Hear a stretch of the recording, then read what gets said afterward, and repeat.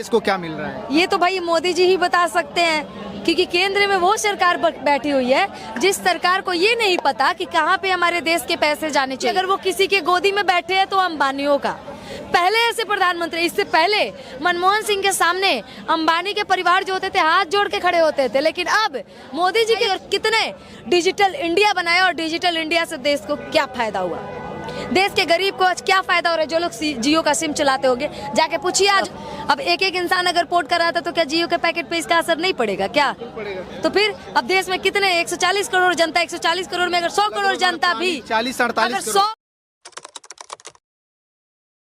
जब तक के लोग झेलेंगे, जब तक प्राइवेट कंपनियों को हम बढ़ावा देंगे।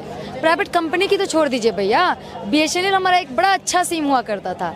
अभी भी BSNL की रिचार्ज मात्र 107 रुपए की रिचार्ज होती है, जिसमें लगभग 3 GB डाटा और अनलिमिटेड कॉल लगभग 28 दिन दी जाती है। बस 100 रुपए, मान लीजिए कि 107 रुपए।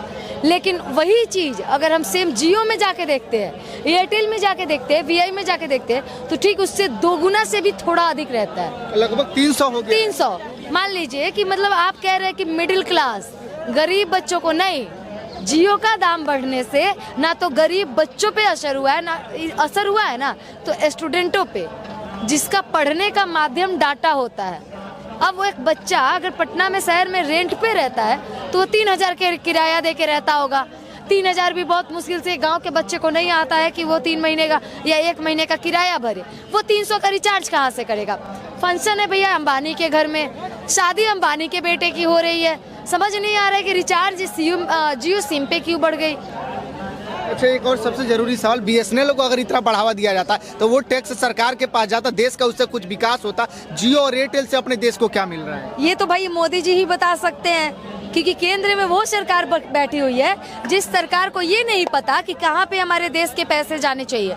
मान लीजिए कि हम अपना अंबानी को सिम रिचार्ज करते हैं, मतलब मोबाइल चलाते हैं, सिम चलाते हैं, भैया उसकी सिम जियो ज्यादातर लोग चलाते हैं, यहाँ तक कि मैं भी चलाती हूँ, लेकिन मैं कल जाके पोर्ट कराई हूँ BSNL में, क्योंकि मेरी स्थिति पे भाई हम कह दे सही कि हमारी स्थिति भी कैपेबल नहीं है।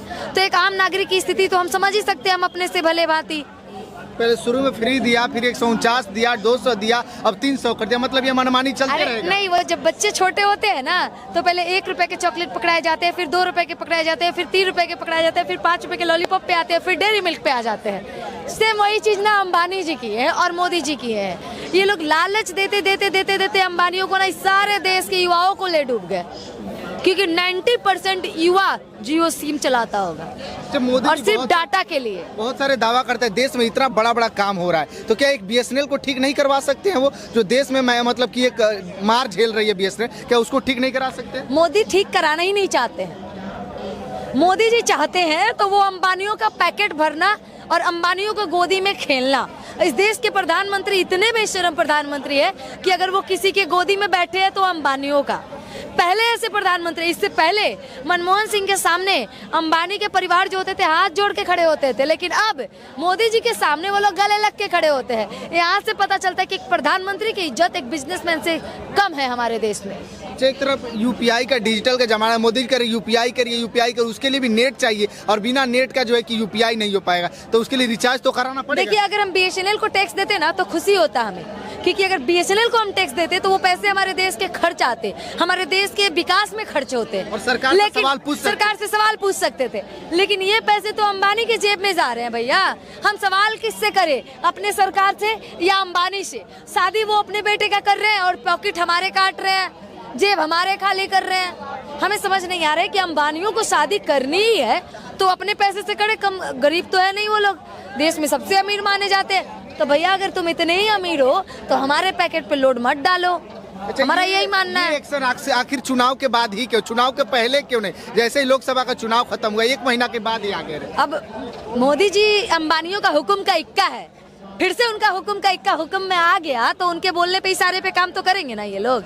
सेम यही है, इलेक्शन हो गया, वादे अभी गिनते रहिएगा। मोदी जी ने जो वादे किए हैं ना, ये सारे चमचे जो कहते हैं कि मोदी मोदी मोदी, वो मोदी जी के जितने वादे हैं ना सारे से सवाल गिन के किया जाएगा कि आपके मोदी ने कितने वादों को पूरा किया, कितनी गरीबी मिटाई, कितनी महंगाई मिटाई और कितने डिजिटल इंडिया बनाया और डिजिटल इंडिया से देश को क्या फायदा हुआ।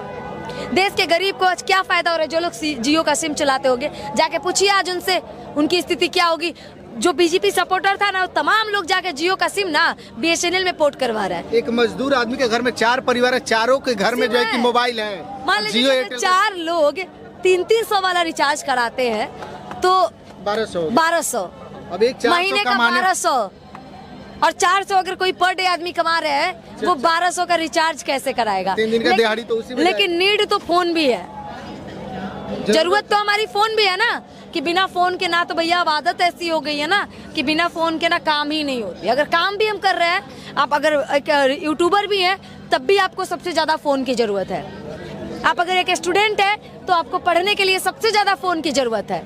लेकिन आज ये लोग को बुरा नहीं लगेगा, आज ये लोग मोदी के खिलाफ आवाज नहीं उठाएंगे, आज ये लोग जियो के खिलाफ एक सवाल नहीं बोलेंगे। लेकिन अगर वही मोदी जी के खिलाफ हम कुछ बोल दे तो तुरंत हमें कुछ बोलने के लिए ये लोग खड़े हो जाएंगे।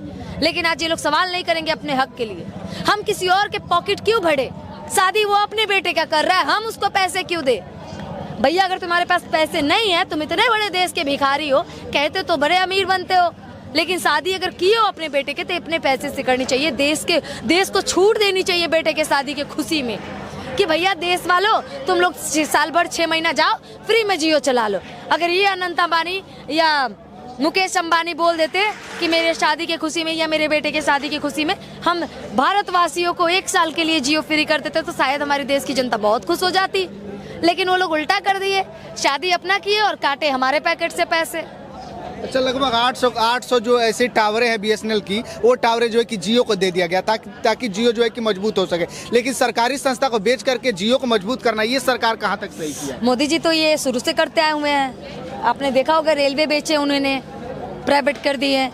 उनका नया काम बताइए आप लोग, आप पुराना काम बताते। सबको ही जानता है मोदी क्या करके आए हैं यहाँ, सबको ही जानते हैं कि हमारे देश में जो सरकारी संस्थान थी वो बिकती चली गई और आगे बिकने वाली है। कोई नहीं बचा सकता इस चीज को। यानी BSNL को अब खड़ा नहीं किया जा सकता? हमारी है गलती, आपकी और हमारी है। BSNL खड़ा होगा, अब BSNL जनता के सपोर्ट से खड़ा होगा, अब हम लोग खड़ा करेंगे। टाटा ने कमान सवाल ये बोले कि हम इसको खड़ा करेंगे और देश को जो है कि एक मजबूत मतलब पायदान पे लेकर के जाएंगे। बिल्कुल, अब टाटा ने एक हाथ बढ़ाई है तो एक कदम तो देश की जनता भी बढ़ाएगी ना BSNL के तरफ। अब एक इंसान अगर पोर्ट कर रहा था तो क्या जियो के पैकेट पे इसका असर नहीं पड़ेगा क्या? तो फिर अब देश में कितने 140 करोड़ जनता, 140 करोड़ में अगर 100 करोड़ जनता भी, 100 करोड़ जनता भी या चलिए 50 करोड़ जनता भी अगर सिम अपना बदल देती है तो बहुत बड़ा नुकसान हो जाएगा जियो के लिए और मुकेश अंबानी के लिए। और कहीं ना कहीं हमारे भारत सरकार को इस बात का जवाब अंबानी जी को देना होगा, क्योंकि भारत सरकार के जो हमारे प्रधानमंत्री है वो हमारे प्रधानमंत्री नहीं है। यूजर के लिए क्या कहेंगे आप? जियो यूजर के लिए भैया सिम पोर्ट कराइए, BSNL में जाइए, बहुत अच्छी बात है। सस्ता में बात कीजिए, भले नेटवर्क थोड़ा स्लो हो, लेकिन अगर आप साथ दीजिएगा तो नेटवर्क भी बेस्ट हो जाएगा। चलिए देखिए, बात यह है कि महंगाई को लेकर के जो पटना और बिहार के लोग, उन लोगों को भी यही लगता है कि जो है कि बहुत गलत हुआ। हालांकि ऐसा होना नहीं चाहिए था और लोगों को जो है कि 25% का जो इजाफा किया गया, जो पॉकेट पे जो ये महंगाई की मार पड़ी है, उससे पूरी तरीके से पटना और बिहार के लोग, क्या भी लगता है कि महंगाई की मार के कुछ नुकसान हो रहा है? जी बहुत ज़्यादा महंगाई हो गया। हम लोग स्टूडेंट हैं, हम लोग 12 कर चुके हैं, हम लोग अभी ऑनलाइन की पढ़ाई करनी होती है अभी, क्योंकि हम लोग कोटा वगैरह जा नहीं सकते हैं अभी। हम लोग के माँ बाप तो गरीब है अभी, हम लोग जा नहीं सकते हैं, तो हम लोग क्या कहें ऑनलाइन भी पढ़ना पड़ता है हम लोगों को। तो ऑनलाइन क्या है कि कुछ 200-250 रुपया कुछ भी ऐसे रिचार्ज होता था, पहले कर लेते थे और हम लोग पढ़ाई करते थे उसमें से। उसी में से अगर वही रिचार्ज बढ़ा दिया जाएगा अगर, तो हम लोग ऐसे ही बढ़ाते रहेगा तो हम लोग पढ़ाई में बहुत ज़्यादा डिस्टर्ब होगी, पढ़ाई नहीं होगी। कितना चार्ज होता है रिचार्ज में? अब कितना लगता है? अभी तो अभी ज़्यादा हो गया ना अभी। और घर से कितना महीने का आता है आपको? महीना कितना दे सकता है घर से? ज़्यादा से ज़्यादा 1-2 हज़ार देगा, उसी में हम लोग रूम रेट लेकर रहना होता है, खाना भी है, रिचार्ज भी उसी में, और रिचार्ज भी उसी में। कैसे करेंगे हम लोग बताइए? तो ये बताइए, एक तरफ सरकार कह रही है कि डिजिटल होइए, ऑनलाइन क्लासेस लीजिए, स्कूल कोचिंग की संस्थाएं कर रही है, लेकिन महंगाई के बारे में कोई नहीं बात। बोलने में तो सब बोल देते हैं, बोलने के बाद उसको मतलब क्या हो, एक चीज़ होता है उसमें आदत लगा देती है। आदत तो लगा दिया हम लोग ऑनलाइन के लिए, ऑनलाइन तो हम लोग कर लिए, ऑनलाइन मतलब प्लेटफॉर्म हम लोग ज्वाइन कर लिए है। ज्वाइन करने के बाद अभी क्या हर चीज़ इधर महंगाई होते जा रहा है, तो हम लोग रिचार्ज कैसे करें, पढ़ाई कैसे करें हम लोग? देखिए वैसे अभी जैसे ऑनलाइन पढ़ाई कर रहे हैं, अभी बहुत ज़्यादा मुश्किल से हम लोग पढ़ाई किए हैं। और नीट का भी पेपर अभी लीक हो रहा है। अभी देख रहे हैं पहले कितना कट ऑफ होता था, पहले 600 प्लस में मतलब बच्चा का सिलेक्शन हो जाते थे पहले। अभी क्या है, अभी सिलेक्शन होना बहुत ज़्यादा मुश्किल हो गया। 600 ला के पहले क्या होता था, मिठाई बांटा जाता था। 600 लाने 20 वालों का नहीं हो पाया है, वही ना, पहले 620 प्लस लाने से मतलब लाने के बाद मिठाई बांटी जाती थी घर में।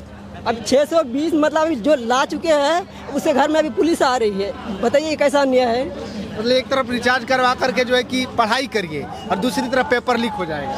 वही ना, तो रिचार्ज कर अपना पढ़ाई का लत लगा दो। ऑनलाइन का पढ़ाई मतलब डिजिटल लेकर आओ, लेकिन डिजिटल का मतलब कोई फायदा नहीं होगा, तो हम लोग को क्या फायदा होगा स्टूडेंट के लाइफ में। देखिए इसी तरह से अपना देश डिजिटल बनेगा। वही ना, मोदी जी से सवाल है कि क्या इसी तरह डिजिटल मतलब देश बनेगा। मोदी जी से मतलब हम लोग कहना चाहते हैं कि रिचार्ज वगैरह कम किया जाए ताकि हम लोग स्टूडेंट लोग पढ़ सके सही से और अच्छा से, हम लोग गरीब लोग मतलब अच्छा से पढ़ सके। और BSNL को लेकर के क्या कहेंगे? BSNL अभी तो हम पटना एग्जाम देने के लिए आए तो देख रहे हैं BSNL अभी क्या फ्री कर रहे हैं, अभी बहुत अच्छा काम कर रहे हैं। वो मोदी जी से कहना चाहता है कि आप BSNL को मतलब बढ़ावा दे सही से। तो जियो और एयरटेल की मनमानी से बच जाएगा आदमी। जी, जियो और एयरटेल से मतलब मनमानी से बच जाएगा आदमी। और सबको मतलब मोदी से कहना चाहता हूँ कि BSNL को और अच्छा से बढ़ावा दे। चलिए देखिए, पटना के लोगों ने साफ तौर पे ये कहा कि जो जियो और एयरटेल की मनमानी है वो अब नहीं चलेगी। अब BSNL की तरफ लोग जो है कि मूव कर रहे हैं, पोर्ट करा रहे हैं और ये जो है कि देश के हित के लिए बहुत अच्छी बात है। बाकी आप लोग इस महंगाई को लेकर के क्या सोचते हैं, अपनी प्रतिक्रिया कमेंट बॉक्स में दीजिएगा, शेयर कीजिएगा। बहुत बहुत धन्यवाद।